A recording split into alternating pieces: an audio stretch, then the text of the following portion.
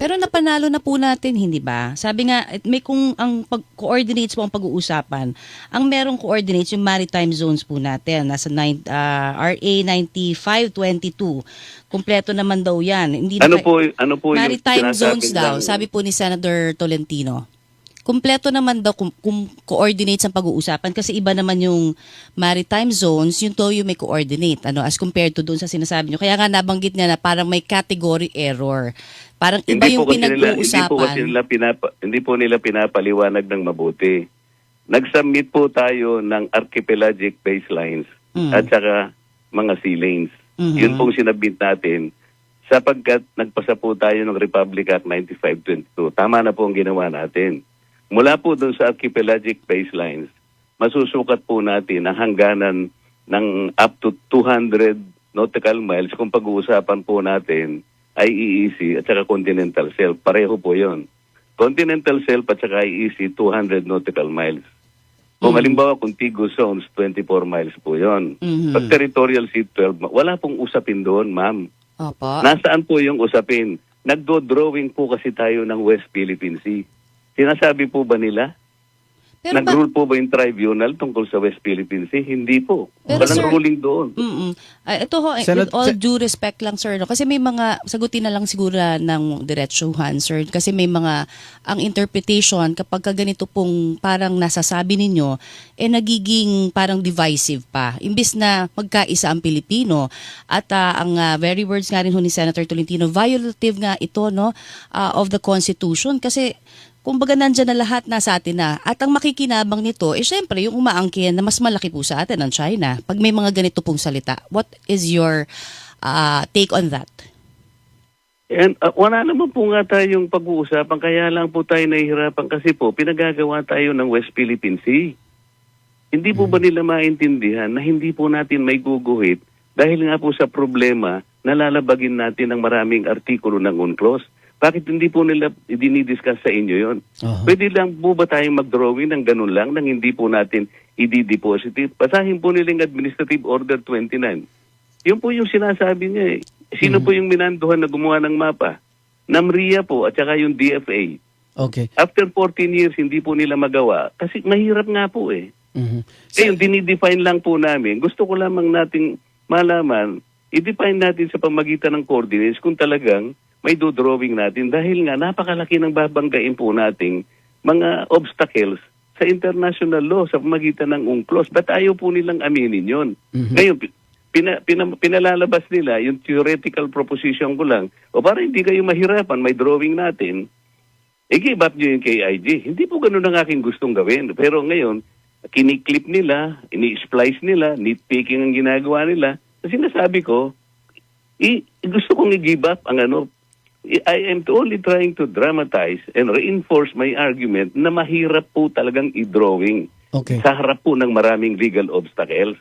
Yun lang ang punto doon. Senador, theoretical lang po sa akin, pero sinasabi nila ngayon.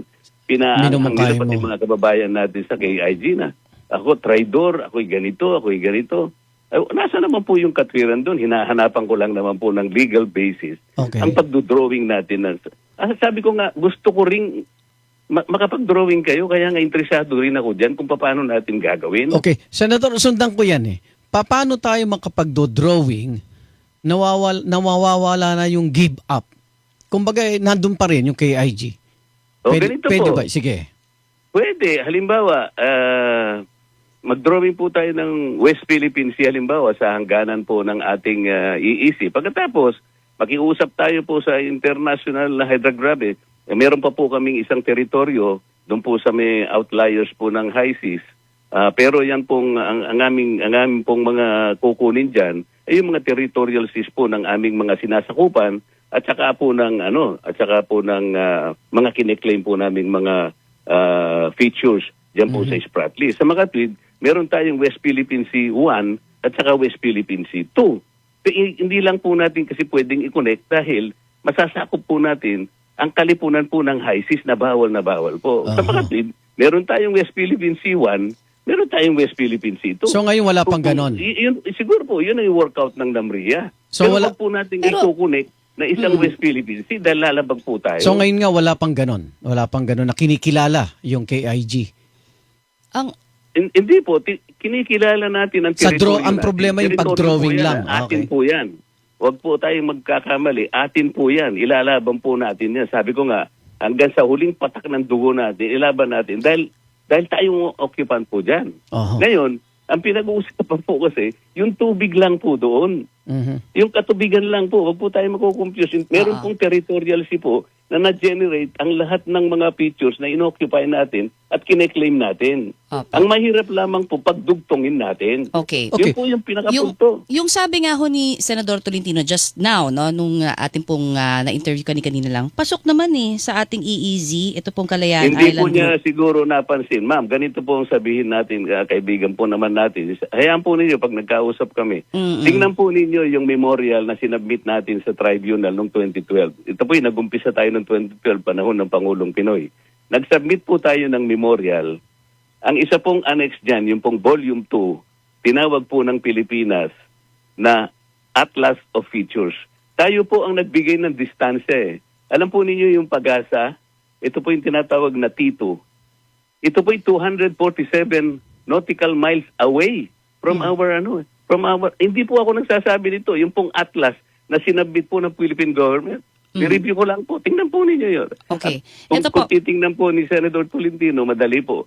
Meron pa po isang feature dyan, 247 nautical miles away from our EEZ. Tinanong ko nga po yung kapitan nung kami po nasa CA. Alam po nyo nakakalungkot, Ma'am Connie. Hindi po pala nila alam.